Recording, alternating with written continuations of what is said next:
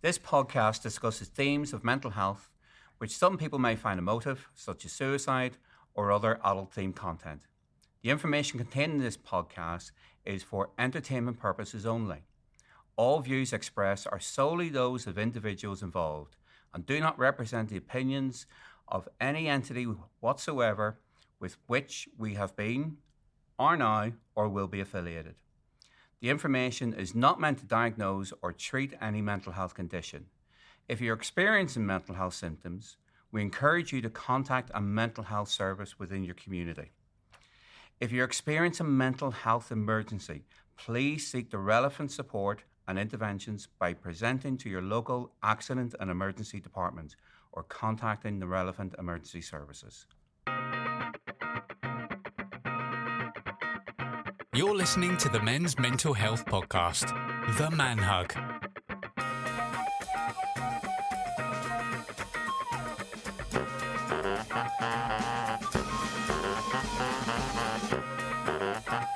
Welcome to The Man Hug, the monthly men's mental health podcast. I'm Dean McShane. I'm Dan Cooper. I'm Ian Pearce-Hayes. And I'm Conleth Kelly.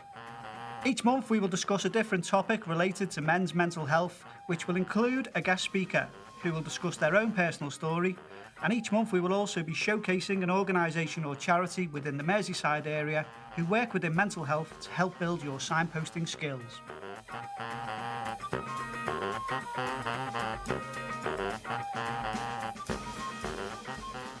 Okay, welcome to the latest Man Hug. We've got two more amazing guests on this month's podcast. We're joined by Angela Samata and we're joined by Alfie Fitzsimmons, who you will speak to and hear about later from Alfie Squad. But first, we want to welcome Angela. So, for those who don't know, Angela was on BBC1 documentary Life After Suicide.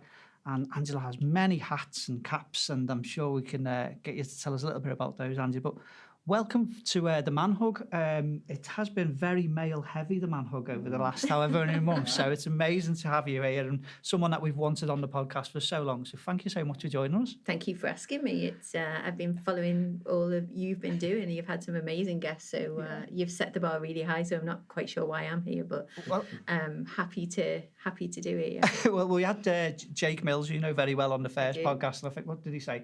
It's all downhill from now. You've had me first. But we've had Jake back because he's so fabulous. So, yeah, amazing. Brilliant. So, Angela, so for those that don't know all about you, just tell us a little bit about your own history then. So it for me, it goes back to 2003. So it was then that I had just got my first job in the art world and life was good. And then, like many other people, I didn't see what was going to happen. And it was 2003 in October that my partner and the father of my two children, that were 3 and 13 at the time, he unfortunately ended his life. And none of us saw it coming. And it was like other people who've experienced it. It was just the steepest of learning curves. It was something that kind of wasn't part of our lives, and then it was our life, and so for me and the kids and our friends and our family, it was just devastating. But I think for me it was a case of what do I do with that? It was like such an enormous experience that just changed every aspect of our lives, and so I suppose I just started to think about the whys, like lots of other people have. And I started to think about how many other people was this happening to, and so I suppose for the last 20 years, I've carried on my career in the art world and still work with lots of different artists and arts organisations. But then I also had this other part of our life and our experience around suicide prevention and postvention, how we support people bereaved by suicide. And so I now, over 20 years, have done lots of different things and had a foot in both worlds really for a long time. And so that's where I'm up to now. So in terms of, the bereavement support following it, how did you sort of find that process? Obviously, you're still grieving yourself and you're going through the process. And a lot of people could go either way, couldn't they, really, of either wanting to hide away from it or deal with this topic on a daily basis, helping other people. How did you find that process then?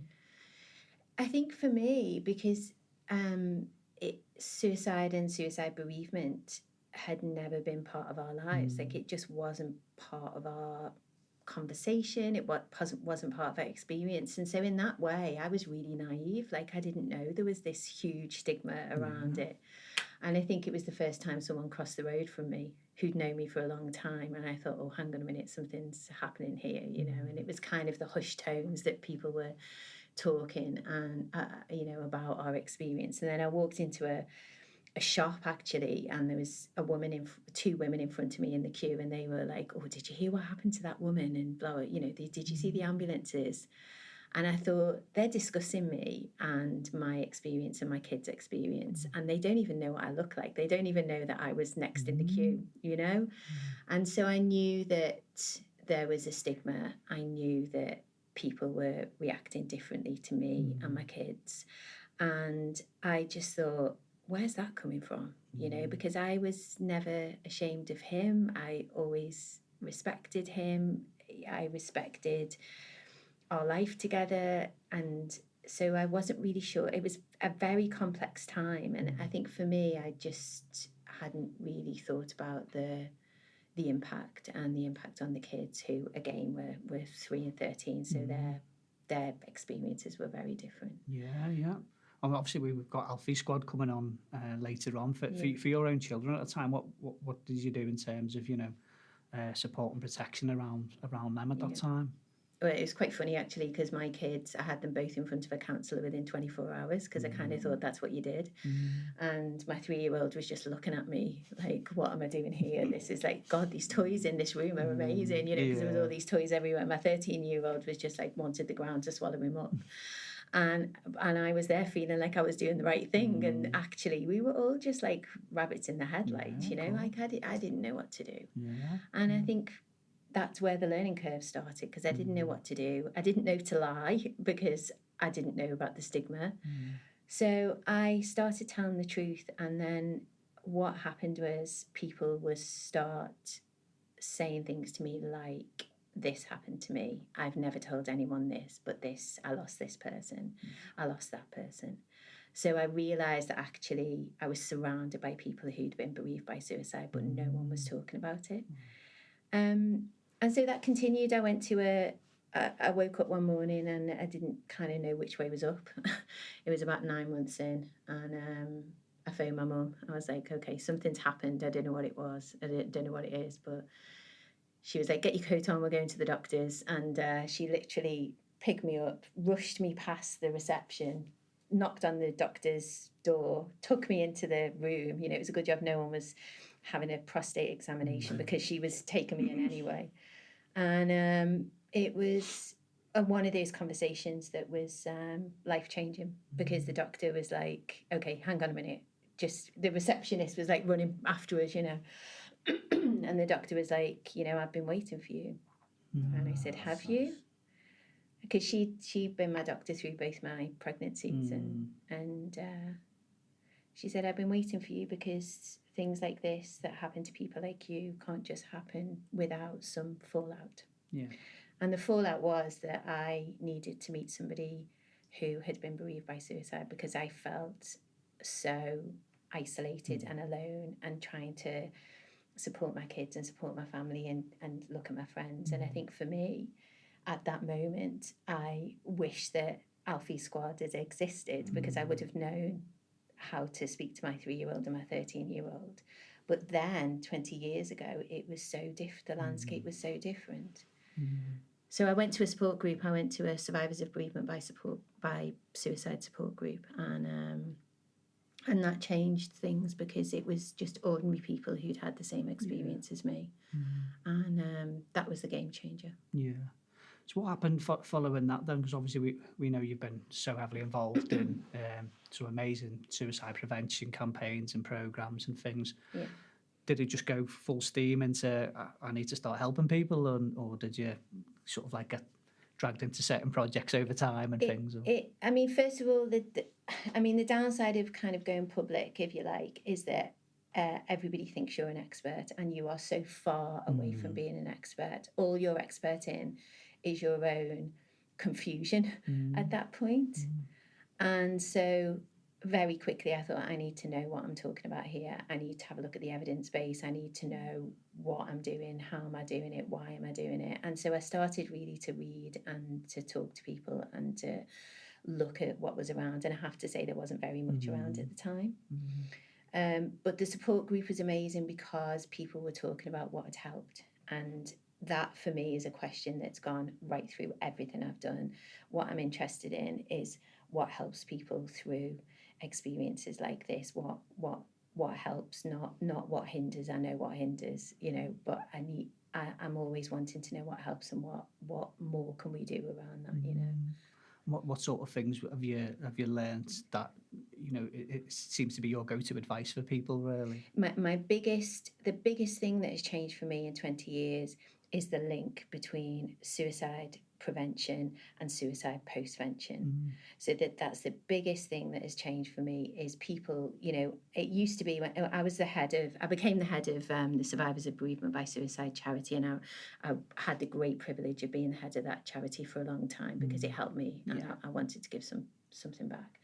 And the first time I talked about how we our work in supporting people bereaved by suicide was part of prevention, the conversation was shut down because the two things were far apart. Prevention, postvention, they were far apart. And I think through the work of, I know the work of Alfie Squad, so that idea of the way that we support people bereaved by suicide, our young people bereaved by suicide, our boys bereaved by suicide, for me, is that change. It's how the support that's offered, the open conversation, the just being normalising those conversations, for me, now is recognised as being an absolutely fundamental part of suicide prevention, because how we support people bereaved by suicide saves people's lives. And I think for me, that link, postvention being prevention for the next generation, that is what's changed over 20 years because it wasn't happening. My kids were like, went to school and it was like, let's just crack on, let's just be normal, let's do that. My kids are 24 and 35 now. So for me, that's the big difference. Is the work the work that Alfie and his family are doing. That is the big difference, and I am delighted to see that change. That's brilliant. In terms of the societal changes that are needed, what types of things would you? Because obviously you've seen this over 20 years, and you've seen certain things improve and things. What types of things should we be aiming for? What types of things are needed? I think for me, it's doing things like being on BBC Breakfast. When did we think that we were going to have families bereaved by suicide on BBC Breakfast at 8 o'clock? We were hidden away at like 2 o'clock in the morning on S4C, you know what I mean? The fact that we're on BBC Breakfast, the fact that, when I presented Life After Suicide, the BBC1 documentary, it went to BAFTA. Who would have ever thought that? So I think that doing podcasts like this, just having it normalise, the conversation around suicide bereavement is so fantastic because at one time we were hidden away, we were other. But actually, I think now we do television and we do, I've done script advising on Hollyoaks, okay? Everybody's trying to get it right. Everybody's trying to, so for me, it's about us being present and there and just being visible, and the visibility has changed dramatically, and I am delighted to be a tiny cog in that wheel. I think you're not giving yourself enough credit for what you actually do, and it's incredible. But in terms of prevention, I know worked alongside like Zero Suicide Alliance and people like this. What's the key message for anyone that just wants to enhance their knowledge, and think, there's not much I can do. Well, there's a lot you can do, isn't there? Yeah. What sort of advice would you give to anyone who's listening who wants to? When so Jane Boland, who now is the director of the clinical director at James's Place, when Jane Boland and I wrote the Zero Suicide 20-minute training, we wrote it because we knew that people were telling taxi drivers, barbers, hairdressers that they were feeling suicidal. In one way or another, they were saying it. And for us, it was about how can we present something that's free, just available to everyone, like a public health kind of intervention, if you like. How can we create something that they can just watch in 20 minutes and just know that I can ask someone if they're feeling suicidal, not are we having dark thoughts, not any of the euphemisms, just straight question, and then know what to do if the answer's yes. So for me, that level of public intervention, just being available to everybody, again, was part of changing the game. And what I would say is that everyone should just do that training and do it as many times as you need to feel confident in asking the question and knowing what to do with the answer. And part of our deal, if you like, was that should always be free and it should be publicly available and accessible. Jane's deal breaker was that it should be British Sign Language interpreted. So it is. And I think I'm right in saying it was the first suicide prevention training to have BSL. Yeah. And I know I've been singing its praises since day one. I think it's the best free training that's been ever created. It's that good, and we make all of our students do it from day one. It's so easy to do, but I think it has the power to save lives, which obviously it does. And it's an incredible. But and now I think for me, part of what made that good and why I love doing it so much was that it was lived experience at the heart of it. It was it's lived experience at the heart of like what Alfie's doing, the lived experience at the heart of that training. And for me, that's another thing that's changed, is that lived experience is so valued now. We speak at conferences, we make television, we do podcasts, and that authenticity of that experience and people saying, well, actually, this is what it was like for me, has really changed. It's moved it from an academic conversation into the sunlight, and long may that continue. That's it, isn't it? It's there's so much we can learn from textbooks, but it's the lived experience, the stories, and the experts by experience that shape this, and actually make people listen as well, and bring it to life. Incredible. In terms of, sometimes we do get people who are listening who may be bereaved and they've not took that step to, go and seek the right support or support in a sense. What kind of advice would you give? I know we're all kind of unique and things, but what type of advice would you give for anyone who's kind of thinking about, reaching out for some help in that area? I think just know that you're not alone. You're not alone. People bereaved by suicide are everywhere. We are everywhere. If you just take that step and talk to the person next to you on the bus, or talk to the person next to you in work, and just say, actually, I've lost someone, and this is how I lost them. You'd be amazed, because part of the, when we talk about numbers, we know that 6,500 people a year now are ending their own lives, but there's 700,000 people globally who are dying by suicide every year. People bereaved are like so many more than that. So for me, it's about making a connection. It's about knowing that you're not alone with this, and knowing that if you just feel okay about sharing your lived experience, you'd be amazed at the amount of people that are around you that are really, really want to share their experience with you too. Such incredible advice, and people take that on board. I'm going to open up to any questions for our co-hosts. If anyone would like to jump in. I've got to be careful here, because I was at a conference who let me talk for 3 minutes at that conference. Start the clock. But two things I do want to say. One is to thank your children, and also for Alfie as well, putting children onto national media, things like this. And for them to be exposed, and because I know with your documentary what you actually did was the concerns of actually,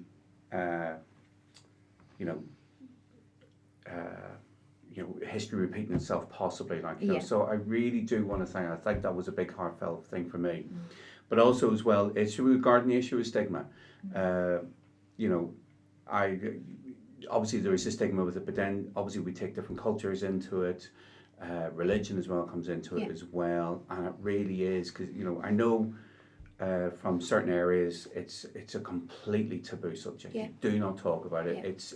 Even how it's registered and things like this, whatever. There's lots of issues. So I just really want to thank you so much for that. But I think thank you so much for your thanks. But I think for me, like I do lots of work with an organisation called Suicide Bereavement UK, and whenever we do training or we write training or we go out and we work with people, I was just up in Newcastle University working with some people last week, and part of the conversation is around those cultural responses to suicide and suicide bereavement, and even that conversation was not happening. So the fact that we're saying, actually, if somebody is from the Muslim faith, or if somebody is from, whatever faith group, whatever community, whatever cultural experience somebody has, how are we talking about this? How are we offering support that is tailored? And we've learned from thinking about, like, how do we support our men? What is different about help-seeking behaviour? Gendered help-seeking behaviour, what is different about it? And we've learned so much, and I think that the cultural aspect of suicide bereavement and responses to, and suicide prevention, I think, is something that is so important within that kind of health messaging, really. Yeah, because my mum and dad, they won't mind me saying, mum in particular, they used to see suicide as a sin. That's the most selfish thing you can do, whatever. And that was a while ago. My mum's passed away, but they changed through education, through seeing these things, right? The poor people and things like that. So a lot of stuff was done. So thank you so much. Hey, it's okay. It's okay. Any questions? Not so much a question, really. Just picking up on what you said about that lived experience, and that's what this podcast is all about. Every single person that comes on has had the lived experience, which makes it so real, doesn't it? And just to echo what Colin said, I think you articulate yourself so wonderfully, and I've done so much in the last 20 years to raise awareness for sort of suicide prevention. It's a real honour to have you on, really. I know you're very understated about everything. No, you've done some massive stuff. So the stuff that's just happened recently is we've just finished working on a support guide for people bereaved who've lost someone in the armed forces, and that's literally just been published like last week. And the Prince of Wales actually wrote the foreword for that, because the work that I've done with the household over the last 5 years since the documentary came out actually has always been around lived experience and about the really having that conversation and not saying what people think that should be said, about really talking about what the lived experience is like. The one thing I would say, and the one thing that does concern me a little bit, is that when people are open and honest about their lived experience, please don't make them the go-to person within your work, because just because they've been bereaved by suicide, it doesn't mean that they are the only person who can talk about suicide. And actually, it ends up being like a really heavy burden. So either you need to support those people within your organisations or your schools, or you need to kind of spread that load. Because I welcome every conversation, but I can't tell you, even in BAFTA, in the toilet, people were saying to me, I've never told anyone this, but... And I ended up, someone came looking for me in the end because I was in the toilet there for like 40 minutes. Counselling everyone. Well, and it was a wonderful, I'm doing my psychotherapy training now. It was a wonderful privilege to hear that. But please support your people who are bereaved and are being open and honest about it, because it's part of the choice that you make to be open about your experience, but also it can be a really heavy burden. You can end up being that go-to person. So please, if you've got people in your life who are being open and honest, please just check in with them, and just please don't assume that they're okay, because they will be taking a lot of information in. Yeah, just a couple of things you mentioned there, Angela. It just regarding what I've known you for a few years, and what's interesting for me is to see all the things that you've been involved with, from the TED Talks, the BAFTA, and just talking over the table and stuff, and it's interesting. I've never heard you as articulate often because you've had some wine. I've never heard you as articulate speaking now. What I think is really interesting about that is that actually it's some time ago, and I know we've talked and stuff over different times, but I guess it's that the honesty that you have. You mentioned about that being authentic, and still having that and being able to talk to people. And I guess that bit and learning about yourself, I just think, gosh, you said it there. You underestimate yourself. I'm humbled, really. I feel like I know you, in a personal level, and I'm just absolutely bowled over in terms of how you've articulated that and how you've grown as a person. And I feel I've learned from you, because I know we've all had things in our lives where, I've had a friend whose daughter died. And then they lost not only their daughter but their friends that she was friends with, and it's just and it's partly because people aren't able to articulate and they're just not sure what to say. And what you've just done there to say, I was an expert, but I was an expert in my own confusion. We're able to articulate that, and so hopefully people can have that compassion and empathy to do that and to identify. And I just think it's lovely to hear, and it really helps, I think, make sense of just the insensible and the actually difficult things. So please don't underestimate that, because that's just powerful in itself. That lived experience in your own confusion. I think the one thing I would say was, I ended when I had to. Well, they invited me to do a TEDx, which I did last year. And the last thing I said on that TED Talk was, don't cross the road from me, cross the road to me. Cross the road to us as bereaved people. It's okay to say, I don't know what to say to you. Because, I didn't know what to say to myself. I didn't know what the right words were. So it's okay to say that. But, God, it hurts when somebody avoids you, or somebody doesn't reply to your text, or your crosses the road or whatever. It really makes a bad situation worse, just when you think it can't get any worse. And so I think for me, it's about conversations like this, opportunities like this, to just say to people, you don't have to know what to say, you don't have to know what to do, but just do and say something, even if it's I don't know what to say. That's brilliant advice. So true. It goes back to that sort of, if someone's been off with a broken arm, you rush over to ask how they've been. But if someone's come back with any sort of mental health complications, they're like, I don't know what to say, Absolutely. Yeah, amazing. Just to finish off then, so tell us a little about your next journey then, so psychotherapy then. So I'm here. I'm at LJMU. Yeah, amazing. So I'm an honorary fellow here, but they didn't give me an honorary fellowship to be a psychotherapist, so now I'm having to actually write essays, which is really weird. So I am doing my psychotherapy masters, so I'm just about to finish year one, and I'm hoping I've passed all my essays, I think, but I've got to be fit to practice apparently, so I'm hoping that I'm fit to practice, but who knows. And then I'm just about to think about a placement, so I'm going to do a placement, and so you're going to have year-long wait lists when you're a psychotherapist. I think everyone's going to want to come to you. I'm not sure about that. Let's see, but it's been amazing to be at LJMU, and I'm loving being a student. Oh my goodness, it's great. I can't get my student pass out quick enough to get my little discount everywhere. I love it. I've got a student rail card, and on my student rail card it says 16 to 25. I want one of those. I can't get it out quick enough on the train. I'm like that, flashing it to the guard, and they don't even look at it. It's really disappointing. Look at it. We'll edit that bit out. It is legitimate. You sign as a mature student, but they send you a 16 to 25, and I'm like that on my picture. Hello. Fabulous. Andrew, thanks so much for coming on.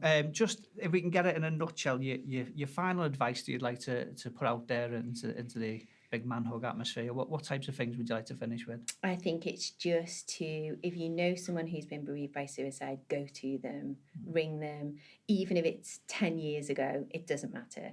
Ring them, speak to them, just check in with them, check out they're all right, because this experience, when it happens, it stays with you. So this is not just about the first weeks or the first months or even the first years. Check in with people, talk to people, and do the Zero Suicide Alliance training if you're unsure. Do the Zero Suicide Alliance training. Yeah. It's amazing. Thank you so much for coming on. Amazing guest. We can't thank you enough. Thank you, Angela. Thank you so much for having me. I'm very honoured, and as Jake Mills said, it was all downhill from him. So he wasn't wrong. Thanks so much. We're going to take a short break, and then we're going to be back with Alfie from Alfie's Squad. You're listening to the Men's Mental Health Podcast, The Man Hug.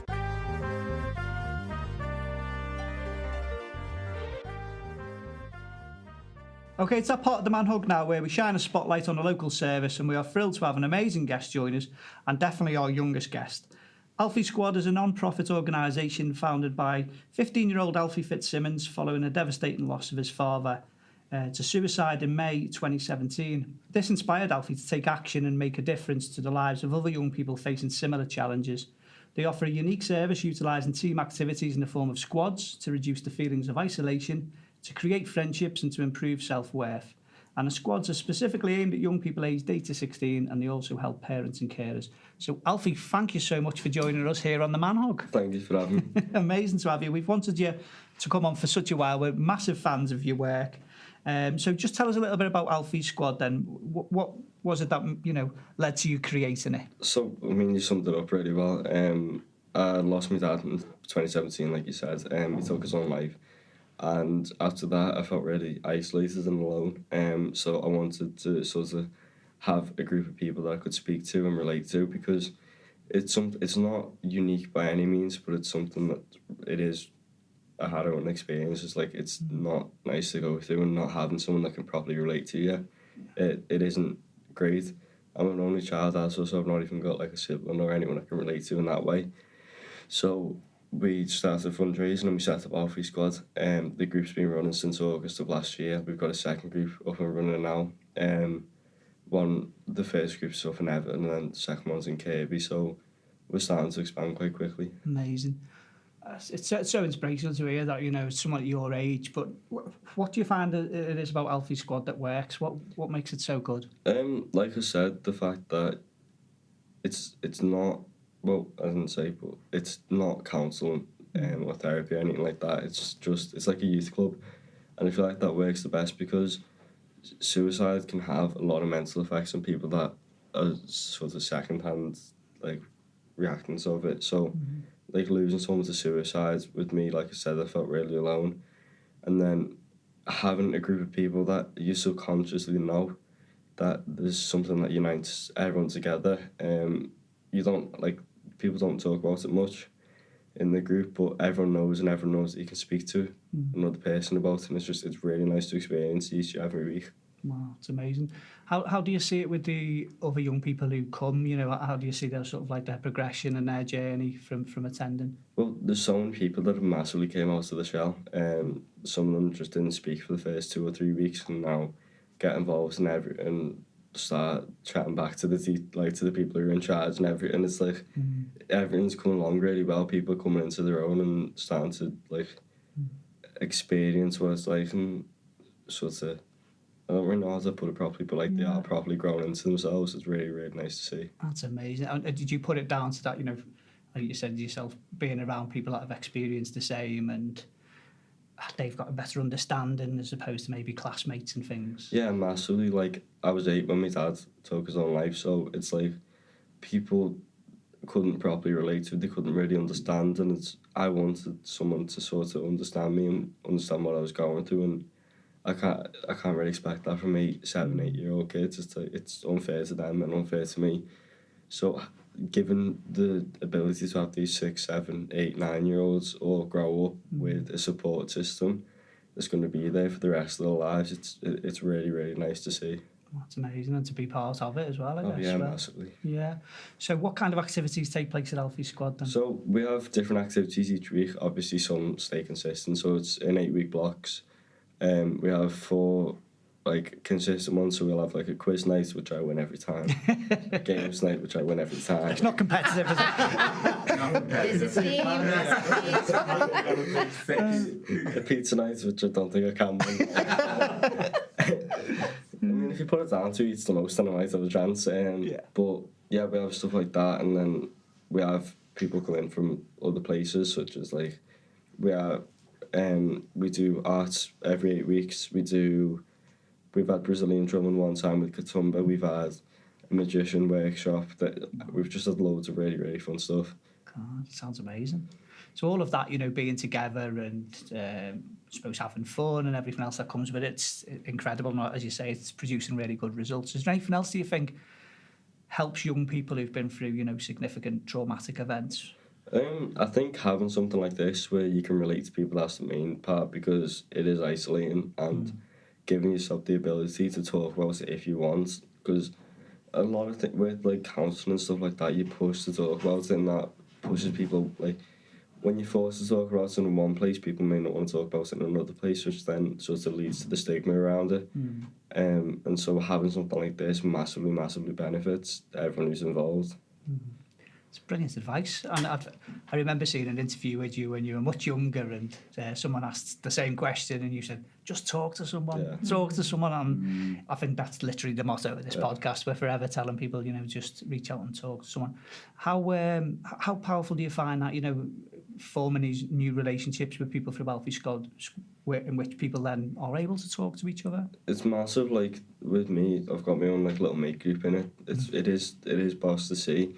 Everyone's sort of forming connections. Everyone's got someone in the group who they can talk to, and who like speak to outside of school. Some of the older ones, they go out in like with each other now, which is really, really nice. Like seeing them go out in groups and everything, and then having fun. It's all came from a really bad situation, but it's grown into something really nice. That's incredible, isn't it? Mum's here with you as well, Alison. Hi, Alison. What types of things do you notice with the parents that come then, Alf? You know, so if someone's bringing, you know, one of their young people for the first time, and then over the weeks, do you notice the difference with the parents as well? Yeah, my mum's probably the best person to ask, because I don't tend to get involved in the parents group, but it's really nice to see, like, someone, I don't know, I keep on saying it, but it is, the parents, like, it's like with the kids, some of them are still shy in like the first few weeks, and then sort of growing into themselves and being able to talk about what's happened and the issues they face since, and it's really benefiting them as well. Yeah, definitely, that's amazing. I mean, you setting this up, obviously, you know, you're a role model for young people, you know, and all of those who access Alfie Squad must look up to you as well, you know, as being someone that's such a role model. Do you kind of like get a sense of reward yourself in knowing you're helping other people? Yeah, massively. Knowing that I've benefited these young people, some of them even older than me, and that again is really good to look at, and like I do enjoy it, and I enjoy being able to like oversee it and see if it's working and like what I think would be best. We're lucky that the staff are as amazing as they are. Like, it couldn't be possible without them either. So everyone's really looking to be on the up, and I'm loving every week I go to. Amazing. Has this helping other people? Does it give you ideas for a future career or anything? I don't know. At the moment, like, it's my mum owns it properly, but I don't really know beyond that. I'll probably end up taking it over, like, fully in terms of like the business side of it, but I'm too young at the moment, and I'm not too sure if it's something I'd want to go into, but it's always nice to have it. Yeah. So maybe. Amazing. We did try to get him into nursing before, but I think we failed on that one. But yeah. Traumatised. Yeah. He can see the shock in it. You know. His face when he saw those beds laid out. He's not going into nursing. So how do your current mates in school? How do they see, you know, all of the fame that you have and everything? Are they supportive of you in the school? They're not bothered. They're not bothered. My mates just don't really see anything. They don't see much about it. Obviously, they know about it, but I don't think they comprehend it fully. I'm not saying that they're like in a big headed way, but obviously they don't see the ins and outs. They don't really understand at all. Like, I think they're sort of like what I was trying to get around with saying there as well. Do you find that they come to you for help now, knowing that you help other people as well? yeah, there was like a stage about a few months ago where I had about 8 people on the go trying to help them with their problems, and it's like, I understand that's not what we do with the group, but it's nice to see people will come to me for help. Amazing. And it's a question we've kind of asked on the podcast before in the past, especially around young people. How do you find within school environments now, are people able to talk about their mental health? Do you find, if people are stressed or sad or they're worried, do you find that there's an open conversation now? Or No, not really for me. I go to an all-boys school. It's like, it's still stigmatised. It's like, as much as the world's progressing massively and people are more able to talk about it, I still don't think schools are really a place where that happens much. You get it sometimes in lessons when it gets brought up, but that's not often. Obviously with me, because my personal experience, like, I want people to start talking about it more, but I can understand why people don't at the same time. So it's like, it's really interesting, isn't it? We've had sort of a podcast recently about masculinity, and especially with young males, and and what do we need to do to change it in the school and classroom environment for young males to be able to talk to each other, and what sort of things would you like to see, really? The conversation getting started is the most important thing, because when something like that gets brought up, it just keeps on rolling. It's not as short as some people would think it is. It can get quite in depth. Like when I speak to my mates about what they're going through, like they'll just start talking for a while, and it's like, I'm not saying that's a bad thing, but like that kind of thing needs to be happening more, to the point where it's just completely normalised. But people are sort of scared to ask, in case like some people might be scared that if something bad's happening, they don't know how to like sort of react to it a bit, because people aren't as sort of in tune with their emotions or other people's. So it's an awkward subject, but something that needs to be talked about a lot more. I'm definitely voting you for the health minister. I think everyone else here is as well. Absolutely incredible, mate. What sort of like your big dream for Alfie's squad? If you, I suppose your magic one question, isn't it? What would you love to see with it? Expansion, that's the main thing. We want to open up in as many places as possible to help as many people as possible. We've got a model that we know works, so to be able to spread that across the country, and I mean, almost going to kill me for this, but hopefully across the world. World domination. Yeah. Amazing. Plan is to be on every billboard. That's like the dream. No, I'm messing. We want to just help as many people as possible, which is sort of the end goal. That's amazing, isn't it? I mean, when you set it up and you have that sort of aim, don't you? If I help one person, I've done something really good here, but it's clear you're helping people all across the city region. And beyond that as well. And now, obviously, you've got aims to set up an online one across the country, which is fantastic. It's absolutely amazing. Now, you heavily rely on donations for the run of Alfie Squad, and we hear you recently done a shark dive, so tell us about that. So I've got a battle scar. So, got that from a shark bite, definitely. Was in the change room door. Shark bite. Massive great white. You went right up, Punched it in, Stood no chance in. No, the shark dive was good. I loved it. Yeah. It's something that I'd say it's a once in a lifetime experience, but I want to do it again. And a lot of the other kids that talk about it really want to do it again. It was initially meant to be me and then other volunteers, but all the kids kicked off, and then they said you can only do it from 10 and above, and then all the 8-year-olds kicked off. So it ended up with a near revolution, and we stuck the 8-year-olds in a cage, and they just sort of chilled there for a bit. Wow, amazing. So there was loads of you that did there was 21 in total, 25 in total. Raised over 11,000 and hoping to get a few more. 11,000? Was the cage of 8-year-olds in the water? So it's like, you got the massive, like, the tank thing, and then sort of up here is like where they sort of stuck the 8-year-olds. It's like, the Royal Variety Show when the royals sit in the corner. It was like in that sort of corner, but under the water. Did the sharks think it was Christmas? It was just like... It was just 8-year-old arms and legs hanging out of there. So for anyone listening who wants to come to Alfie Squad, shark dives aren't compulsory, so we just need to make... But just in terms of, if there are people listening and they think, actually, someone that would benefit from this, what's the best way for them to get involved in Alfie Squad? So we have social media, so we have Instagram and Twitter, but Twitter's been on ranting at Everton. Not recently, though, because we've been playing quite well. So that's the best way to check it out if you're not really ready to take a proper look. But if anyone wants to get referred for it, it's through the website alfiesquad.org. Yeah, I'm on it. So that's how you refer. Well, you get someone to refer you for it. So you go to alfiesquad.org and then to the referrals and have a look at that. Just trying to get it. I couldn't find the words. So social media, just that's the main way to support us, and then we've got donations which can also be found through the website. Fantastic. And on the donations, because your mum did tell me a while ago, you're really good at making people do things for you.